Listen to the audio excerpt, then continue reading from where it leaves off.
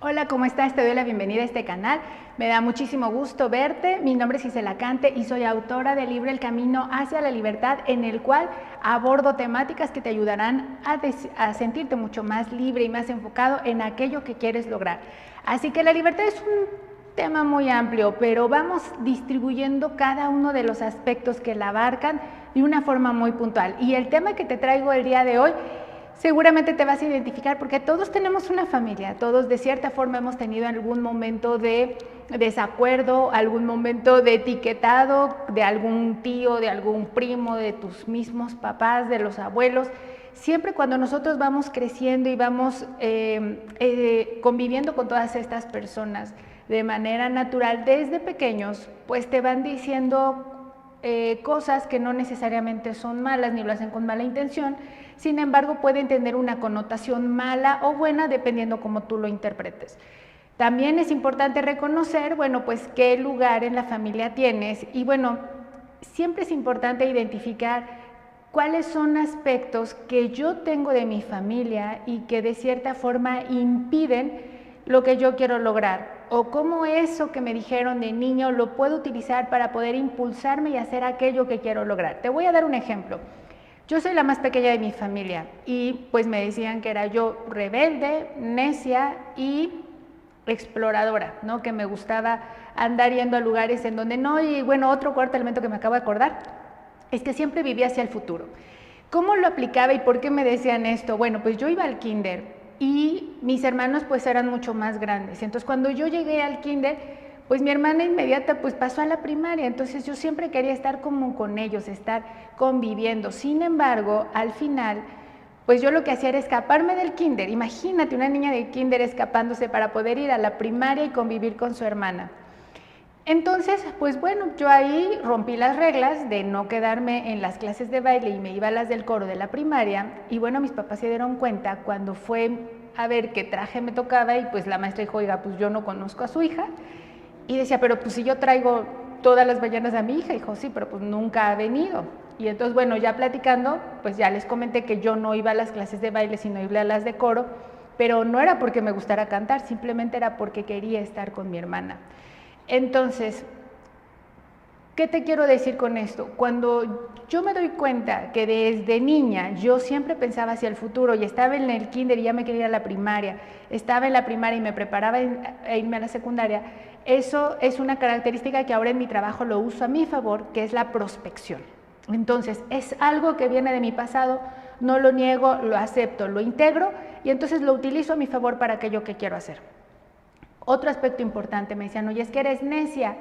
Y esa necedad, pues obviamente, pues la etiquetas como algo malo. Sin embargo, la necedad, cuando tú la transmutas a una persistencia, a un enfoque, a una disciplina, finalmente te ayuda a tener resultados diferentes. ¿En dónde he aplicado la necedad?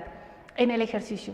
Cuando yo empecé a hacer ejercicio, muchas veces pues me cansaba, me dolía, me embaraba, pero pues aprendí a ser disciplinada y a pesar de que las piernas me dolieran, seguía yo entrenando. Y fui explorando diferentes deportes, hice competencias de duatlón, en donde tienes que correr y andar en bicicleta y es duro. Y tu mente en muchas partes del trayecto te quiere vencer, pero ahí es donde entra la necedad a tu favor y decir, yo puedo, mi cuerpo puede, hacemos equipo y vamos adelante. Entonces, esa es una parte importante. ¿Qué pudo haber pasado? Si yo lo hubiera interpretado esta necedad como algo negativo, tendría que haberme reconciliado con eso y hacerlo diferente si no lo quería.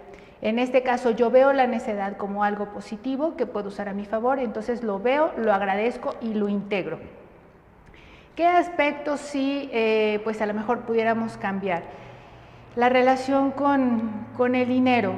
En la familia, pues de repente hay personas o algún familiar que pues sí tiene mucho dinero, pero no lo sabe administrar. Y entonces existe esta etiqueta de que el dinero es malo porque te lleva a los vicios, te lleva a derrochar, te trae desintegración familiar, hay peleas entre las familias y los hermanos por el dinero.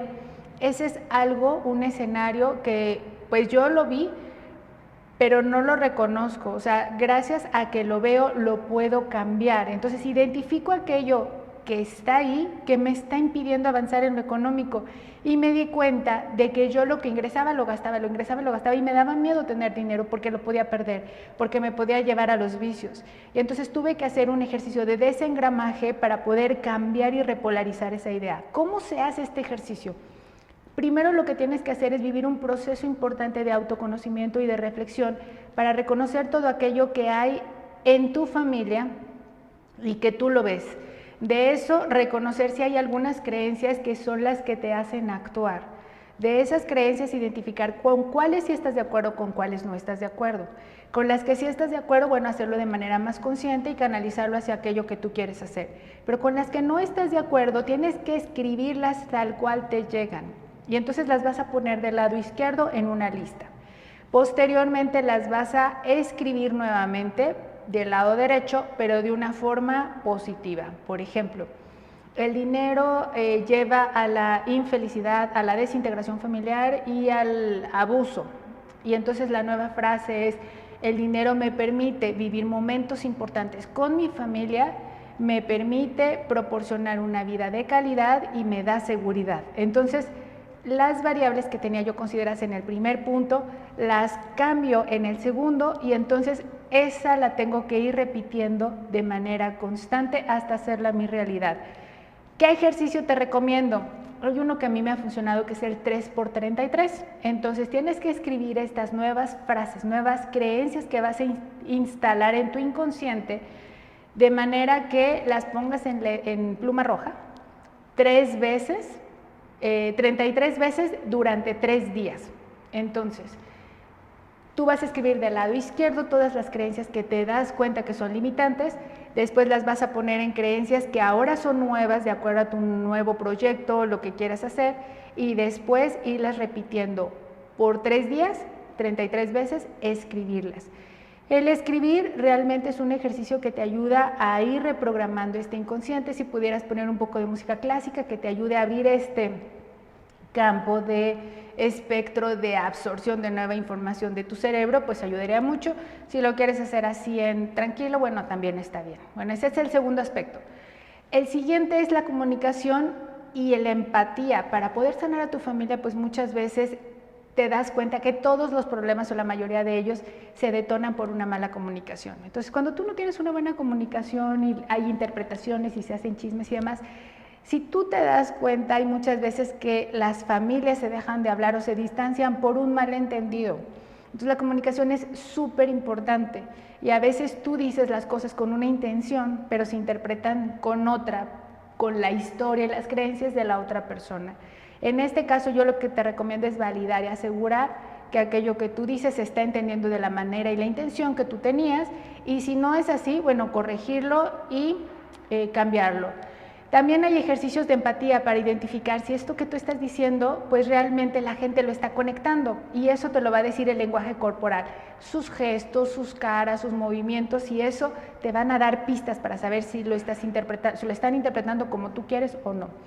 El siguiente aspecto es el perdón y la reconciliación. Siempre o en ocasiones, pues hay momentos en donde hay un desencuentro, hay una discusión, hay una conversación tensa. Bueno, es normal, porque entonces estamos hablando de una escucha activa, de un entendimiento de lo que le está pasando al otro. Sin embargo, es importante dialogarlo, hablarlo, para que esto no esté permanentemente por toda la vida. Y entonces hay familias que se tienen un desencuentro y bueno, son años que se dejan de hablar, se distancian y demás. En este caso yo te recomiendo que no sea así. O sea, si tú te das cuenta que hay algo y depende de ti, perdona. Cuando tú perdonas, también te perdonas, y pues busca la reconciliación. Si te cuesta mucho perdonar, también hay un ejercicio que te recomiendo hacer. Entonces, tú imagina esa situación que pasó, que generó la discordia, escríbela en un papel, con todo el dolor. Si quieres llorar, llora lo que te venga en la mente y en el corazón. Y entonces tú lo vas a escribir, y al final vas a poder: me perdono y te perdono. Y hay una meditación que es de Ho'oponopono, que es esto que a veces de repente nos choca o de repente vemos en los demás, pues es por algo que traemos, y lo que te choca, te checa. Es por algo que tú no quieres ver en ti, pero lo estás viendo reflejado en el otro y por eso te choca.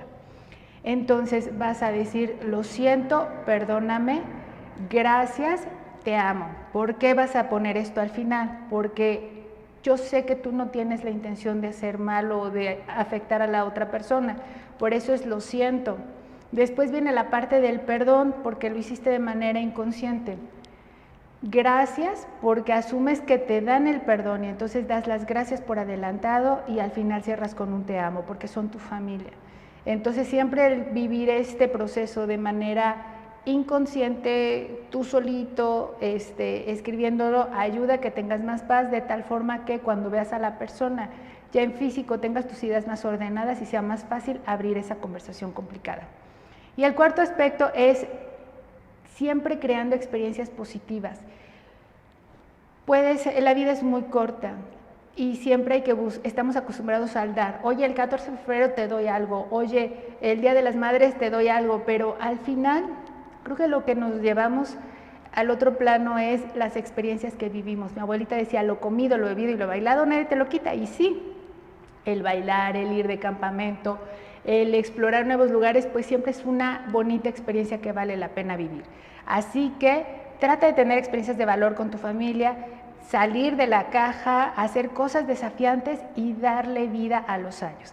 Así que, bueno, hasta aquí mis recomendaciones del día de hoy. Deseo que este video te sea de utilidad. Si encontraste algún mensaje de valor, por favor, compártelo con aquellas personas que creas que le pueda ser de utilidad y que estén pasando algún momento difícil y que estas técnicas que te he compartido puedan funcionar. También te dejo por aquí algunos otros videos que pueden ayudarte a profundizar más en algunos temas. Y te recuerdo que si quieres saber un poquito más de estos temas, lo puedes encontrar en el libro Del Comienzo hacia tu Libertad. Te dejo el enlace para que lo puedas encontrar.